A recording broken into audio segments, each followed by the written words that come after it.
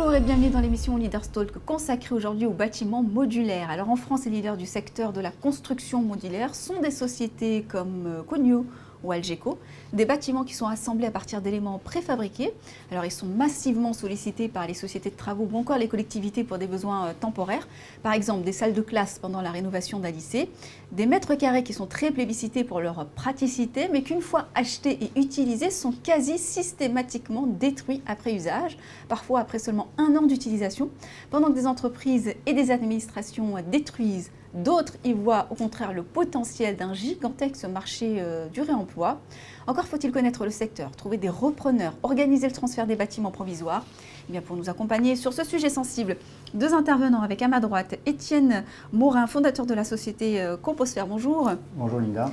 Et face à vous, Antoine Plane, directeur technique de la société Composphère également. Merci à tous deux d'être avec nous. Étienne Morin, on va profiter de votre présence pour déjà rappeler qu'est-ce qu'un bâtiment modulaire.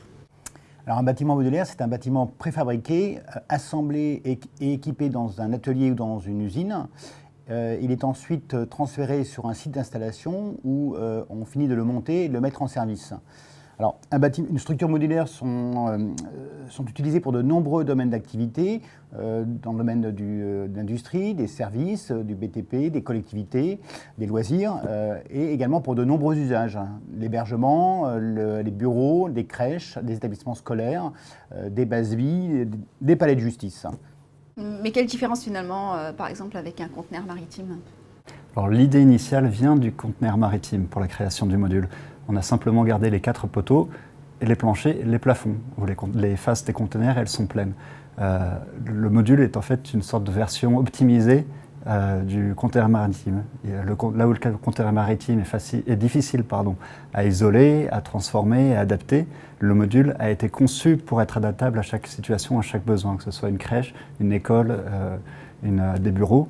Et on peut passer d'un besoin à l'autre. On peut transformer d'anciens bureaux en une nouvelle école, une ancienne école en de nouveaux bureaux, etc. D'où le terme modulaire. Exactement. Alors Étienne Morin, vous êtes le fondateur de l'entreprise Composphère, on l'a dit en introduction. Du coup, votre vocation dans ce contexte aujourd'hui ? Eh bien, en France, le patrimoine modulaire est d'environ 10 millions de mètres carrés. Les achats d'occasion ne représentent dans ce secteur que 40 000 mètres carrés, soit 1% du marché. À titre comparatif, dans le secteur automobile, les achats d'occasion représentent 65% du marché. Alors bien sûr, ces bâtiments ne roulent pas, mais par contre, ils peuvent être, comme ils sont constitués de modules, ils peuvent être facilement démontés et transportés. Lorsqu'ils sont achetés neufs, d'ailleurs, ces modules arrivent sur des camions, ils sont livrés sur des camions avant d'être assemblés.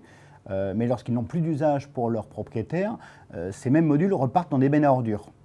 Voilà, donc nous, on estime à peu près à 450 000 mètres carrés chaque année la destruction de bâtiments modulaires. Cette démolition représente tout de même à peu près 60 000 tonnes de déchets par an. Alors, dans ce contexte, la vocation de Composphère, c'est de faciliter, de promouvoir le réemploi de ces bâtiments modulaires, faire en sorte qu'il n'ait pas qu'une seule vie.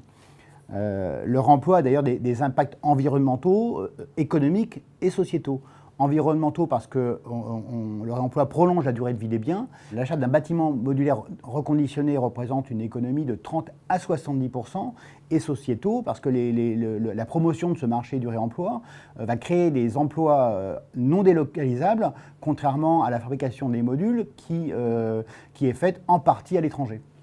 Alors pour bien comprendre déjà, quelle est la durée de vie de ce type de bâtiment modulaire ? Comment peuvent-ils être recyclés et finalement par qui ? Alors tout d'abord, je voudrais distinguer le terme recyclé du terme de réemploi. Ce à quoi travaille Composphère n'est pas le recyclage des bâtiments. Le recyclage est en général, pour simplifier, fait à partir du déchet. L'objectif de Composphère est de mettre en place le réemploi de ces bâtiments modulaires, c'est-à-dire d'éviter leur démolition et de prolonger leur durée de vie. C'est-à-dire qu'on propose aux propriétaires qui n'ont plus l'usage de leur bâtiment de trouver un repreneur pour leur bâtiment qui pourrait être démonté et transporté sur un nouveau site, rénové et adapté à un nouveau besoin plutôt que de le démolir. Cela permet au vendeur de faire des économies sur le démantèlement de son site et cela permet à l'acheteur d'avoir un bâtiment rénové, mis à neuf, aux mêmes spécifications qu'un bâtiment neuf, à un coût bien moindre.